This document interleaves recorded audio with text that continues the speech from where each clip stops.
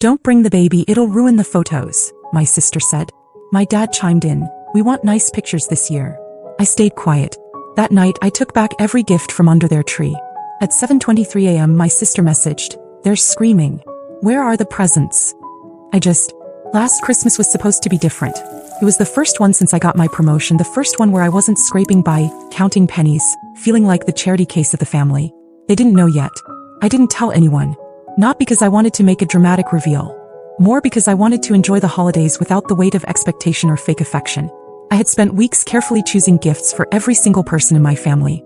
Not just basic gifts either, thoughtful, expensive, personal ones. My sister Kayla was obsessed with that stupid skincare brand from France, so I had it shipped directly from Paris. My brother and his wife were always complaining about their vacuum, so I got them a Dyson. For my parents, a weekend spa retreat in Aspen. Even the cousins I barely talked to, designer scarves, gaming headsets, gift cards to actual restaurants instead of Amazon. And all of it came from me. Just me.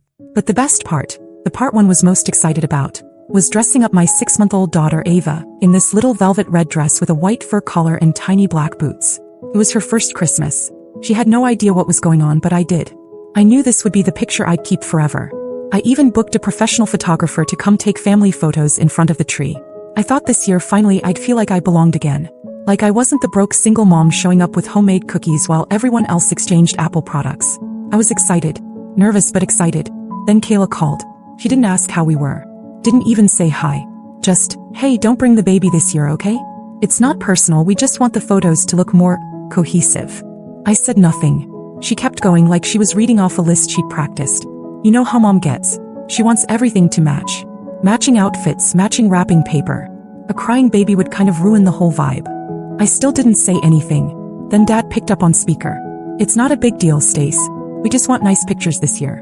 Real family pictures. Real family. I hung up. Packed Ava's things anyway. I wasn't going to argue. I was done arguing with people who made it clear they saw my daughter as a problem and me as a burden. That night, after everyone had gone to sleep, I drove over to their house with Ava asleep in her car seat.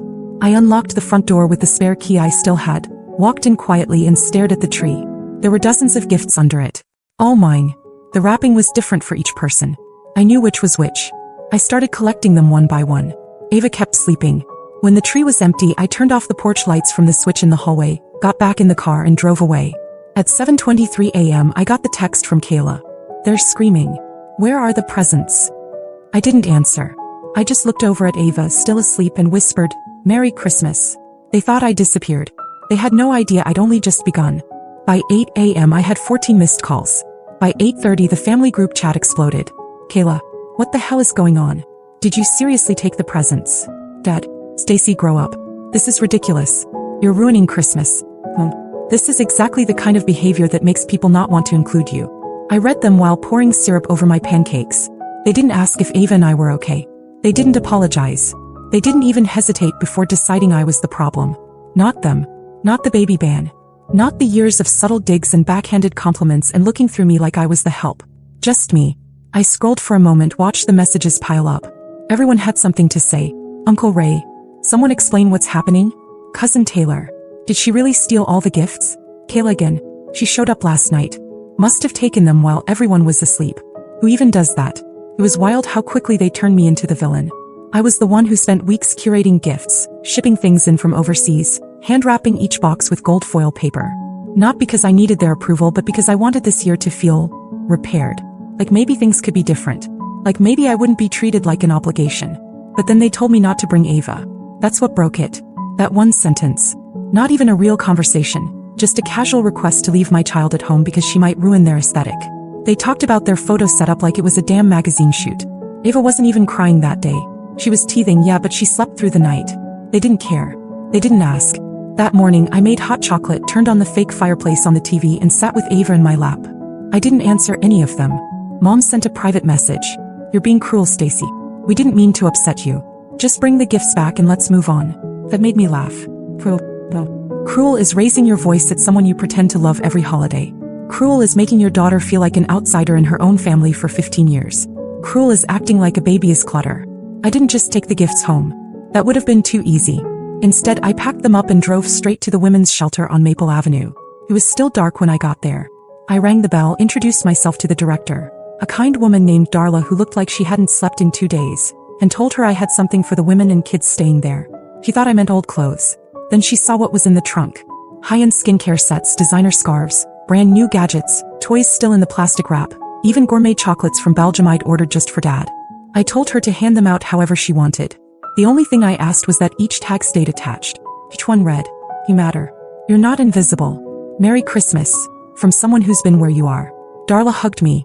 I got back in the car and cried for exactly 30 seconds. Not because I was sad, but because I'd never felt lighter. Back at home, Ava and I spent the morning in pajamas. We danced to Christmas music, watched cartoons, and took blurry selfies with syrup on our faces. The phone never stopped buzzing. Let them scream. Let them spin their stories. They still didn't know where the gifts went. And they definitely didn't know where I work now. That part, that's coming. The texts didn't stop for 2 more days. They went from shocked to angry to suddenly sentimental. By the 26th, Mom had switched to guilt tactics. "We just wanted a peaceful Christmas, Stacy. You always make things complicated." Dad followed up with a passive-aggressive gem. "Guess we know where your priorities are now." I ignored it all. I didn't post anything about Christmas. No photos, no captions. I let them stew in silence. But then Kayla made the mistake of trying to publicly shame me. On the 27th, she posted a photo of the empty Christmas tree on Instagram. Just the tree. No gifts. Her caption said, "Some people only give so they can take it back. Lesson learned. Family shouldn't come with strings." I saw it at lunch. I was sitting at a conference table in a glass-walled office on the 41st floor of a midtown building, eating sushi off porcelain while our junior designer pitched a $1 million lobby renovation to a client. When it wrapped, I excused myself, walked back into my office, closed the door, and stared at Kayla's post again. That's when I decided it was time. I opened Instagram. My profile was still private. Most of the family didn't even follow me. They'd long ago written off anything I posted as depressing. So I made a new post. It was a photo of me and Ava both smiling. She was wearing the velvet red dress. I was wearing a blazer and heels, sitting in my office, skyline behind us. On the desk in front of me was a gift bag with my company's logo on it and a note. "Thank you for everything you've done this year. The partners." I didn't write a caption. Just tagged the firm's official account.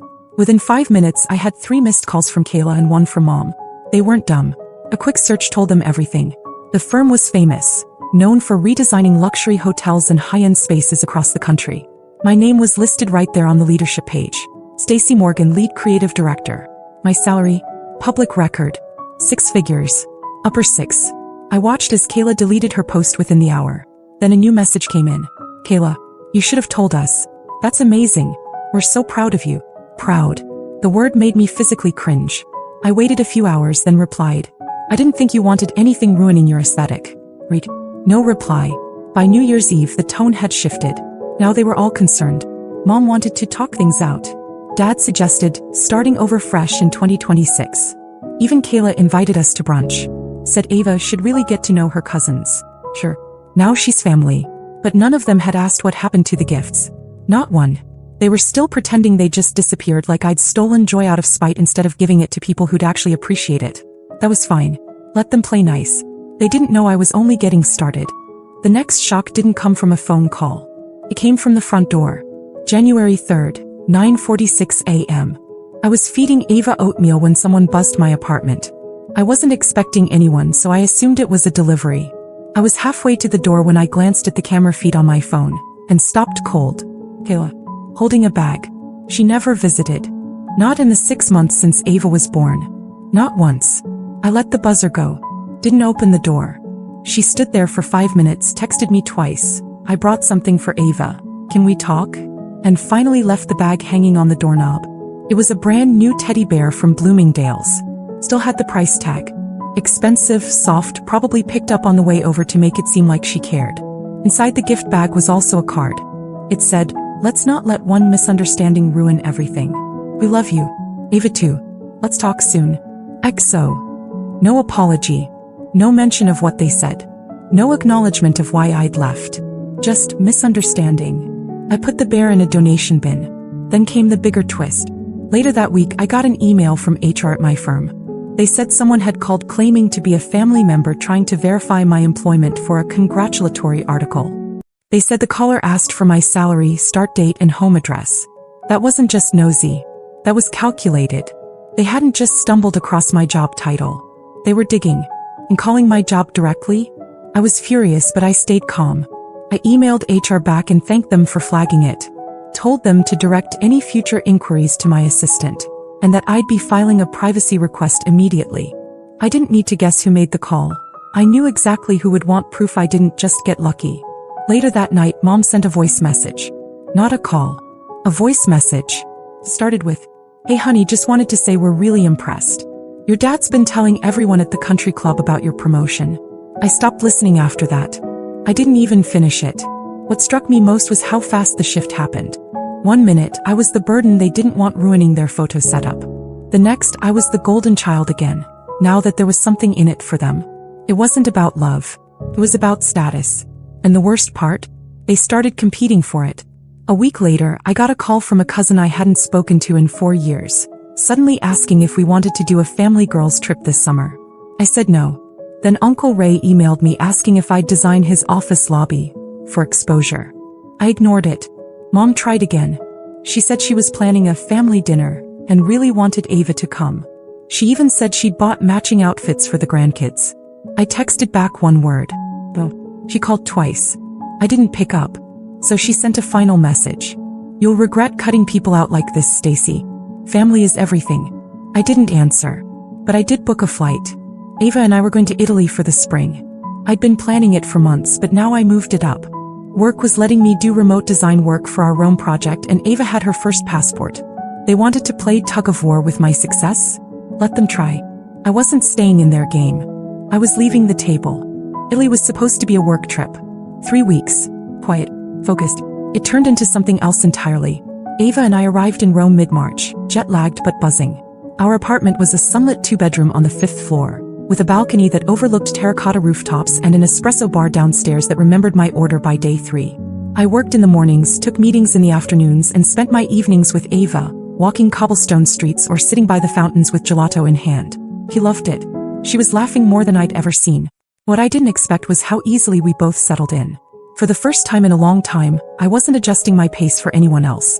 No fake smiles, no emotional landmines, no constant worry about saying the wrong thing. Then something unexpected happened. A woman named Sophia, the project coordinator on the Rome team, became fast friends with me. We started having dinners after work, and on one of those nights she asked if I'd ever considered relocating. I laughed at first, said Ava's whole life was back home. School, doctors, everything. Then Sophia mentioned something I hadn't considered. The firm had just opened a permanent design hub in Milan. They were scouting for someone to lead it. It wasn't on the website yet. Quiet discussions only. But the partners trusted me. Sophia said, "If you want it, I'll put your name forward tomorrow." That night, I lay awake for hours, staring at the ceiling fan spinning above me, Ava asleep beside me. I kept thinking about how fast everything had changed. About how different I felt, being so far from the people who always made me feel like I had to earn my place at the table. The next morning I said yes. 2 days later, I signed a 2-year relocation contract. And then I did something petty. Just once. I posted a photo. Not of me. Not of Ava. Just the view from our balcony in Rome, cappuccino in frame, captioned. "Sometimes the table you were trying to be invited to doesn't deserve you. So you build your own." Kayla saw it. So did Mom. The next day I got a text from Dad. "Are you moving? We heard something from your aunt. Please tell me it's not true." I didn't answer. Then Kayla called. I let it ring, just watched the name flash on the screen while Ava sat in my lap playing with a toy gondola someone gave her. Later that night I posted one last thing. A short video. Ava in a white dress, clapping along with street musicians outside a cathedral. The caption said, "She'll grow up knowing peace, not performance. We're done pretending." No filter. No location tag. But they got the message. I heard later from a cousin that Mom cried. That Kayla had tried to explain the misunderstanding to anyone who would listen. That Dad was asking around about flights to Italy, but none of it mattered. The game was over. I hadn't just walked away. I'd moved the board. We moved into our apartment in Milan the second week of April. The space was modern, full of light, with a little balcony garden Ava loved to sit in. The office was 10 minutes away, the staff already welcoming, and my assistant spoke 3 languages fluently and somehow always remembered how I liked my coffee. I was finally living the life I had imagined on all those long nights when I was still in that cramped 1-bedroom, praying Ava wouldn't wake up crying while I worked freelance gigs until 2 a.m. And the best part? Silence. Not literal silence. Ava was learning to talk and had a habit of shouting, "Ciao," at strangers on the street. But silence from them. No texts. No emails. No guilt-laced voice messages. It was like they'd finally gotten it. At first I expected some final dramatic attempt to win me back. A flight, a surprise visit, maybe a letter. But it never came. They stopped trying. And for the first time in my life, I felt what it was like to not be chased by obligation. Just freedom. It wasn't that I hated them. I didn't. I just didn't need them anymore. And they didn't know how to love someone they couldn't control or shame into staying small.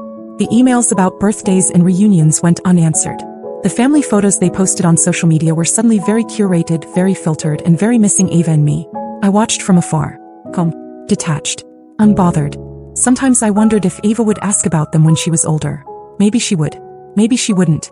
If she did, I'd tell her the truth, that not all families are safe places.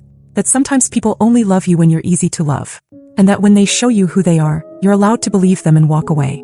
She wouldn't grow up chasing scraps. She'd grow up watching me build a life where we were loved fully, or not at all. 2 months after the move, I stood on a rooftop garden during an event we hosted for clients. The sky was golden, wine glasses clinked. Ava was being passed gently from designer to designer like she was a celebrity, and someone asked me casually how I got to this point. I just smiled and said, "It started with a Christmas tree." They laughed. I did too. But in my head I finished the sentence. Started with a Christmas tree, and ended with me finally choosing myself. And I never looked back. Ava just turned 2. We had a picnic in the park near the Duomo with a few friends from work and our neighbors, who've become like extended family. She got a little red scooter, gelato all over her face, and fell asleep curled up in my lap while the sun set over the city. There were no drama texts. No backhanded compliments. No guilt. Just joy. I got promoted again last month. Creative executive, overseeing European projects now. My name's on contracts I used to dream of even reading. And sometimes when it's quiet and I'm walking home from work, I still catch myself wondering if all of this is real. It is. And they're still where I left them. Spiraling in their own echo chamber, still trying to decide whether to miss me or be mad at me. But that's not my story anymore. They took me for granted one too many times, and I gave them every chance. I gave them everything. Until I stopped. Now Ava and I wake up to church bells instead of group chat alerts. We spend Sundays painting on the balcony and laughing too loud in restaurants. We're free. And we're finally home.